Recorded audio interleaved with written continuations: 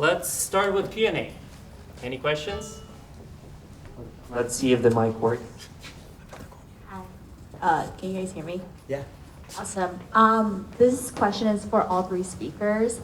I'm curious I think whether you're a VC or entrepreneur, one thing and one important skill is to be able to learn things really quickly and become an expert in an area really quickly. I'd love to hear about how all three of you guys became experts in the field of philanthropic tech, and also if you have any advice for founders who are trying to jump into an industry and become an expert in that particular industry. So I think in VC, expertise is overrated. The reality is we fail almost as much or maybe more on a relative basis than we succeed. So, the rule of thumb for me is a third of my companies are going to zero, a third are going to be sort of, 1, 2x, and a third are going to make all the money. So that means me right 1 out of 3.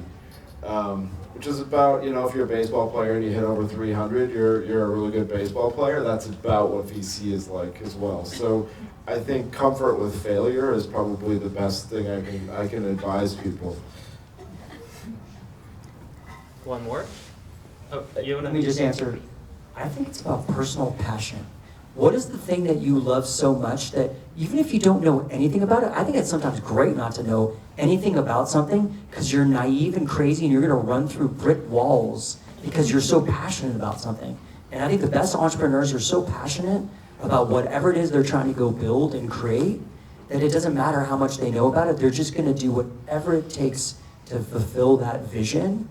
And I think if you look at the most successful entrepreneurs, Elon didn't even know a thing about EVs. He bought a company, he knew that we needed electric vehicles. If you read his book, you'll hear that whole story. But he's like, this needs to exist in the world, and I'm gonna figure out how to do it. Yeah, you talk about crazy people, right? Yeah, I keep giving Elon, going the craziest of crazies. Right. Hey guys, thanks for an exciting panel. I'm a student, my name's Matt, and I've been really interested in this field called biofabrication. And so it's interesting to see where AI is now contributing to material science and synthetic biology, and what that means for how we're integrating or working with materials moving forward. My question's for Jon, and I'm curious if MS and AD has a positioning on where some of these technologies can go regarding sustainability challenges here and opportunities in space sector.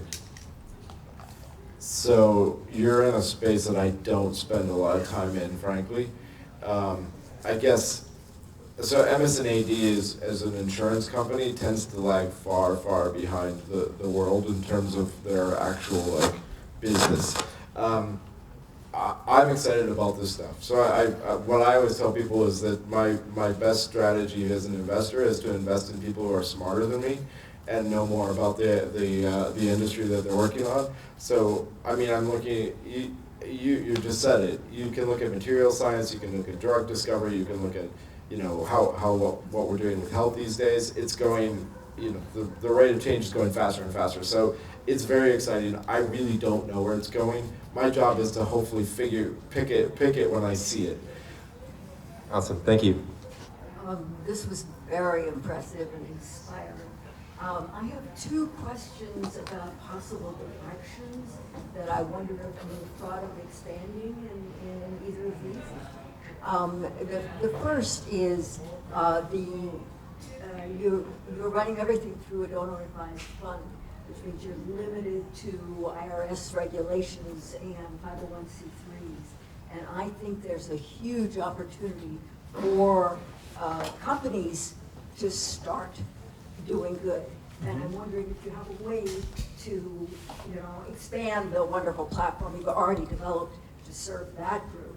And my second, much bigger question is, you've got the thing that most people can't do, which is raise the money. But the other end of the challenge is, how do you actually assess the impact of all that money raised? You're assuming that you've sent it to reliable nonprofits and they're going to do a good job.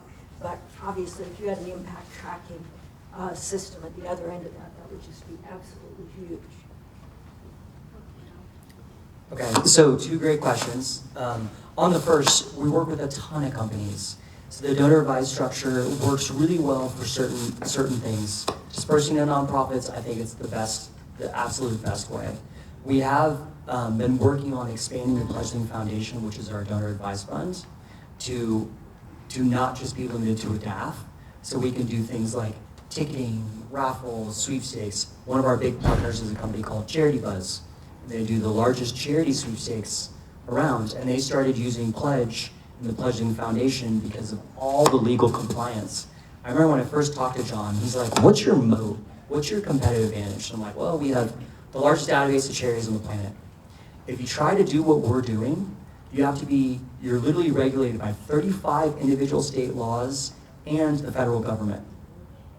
It is so incredibly complicated to do what we're doing, especially at scale, that companies come to us all the time, whether it's the CNN, and go, if we want to do this at CNN, we can't.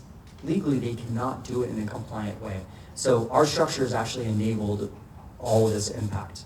And on the impact tracking, it is something we absolutely are working on. So we do it a lot with all the nonprofits who provide, we call them impact metrics.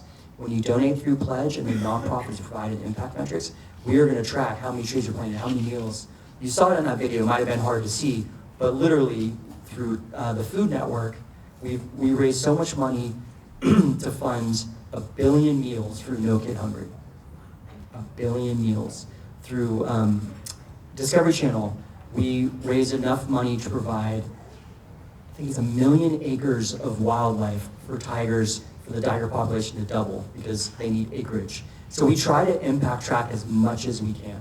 But how we do it holistically is something we're working on. We've raised now for 50,000 nonprofits. So if you have ideas on how to scale that, I'm all ears. Thank you. Amazing. All right, thanks everyone. Round of applause for our panel.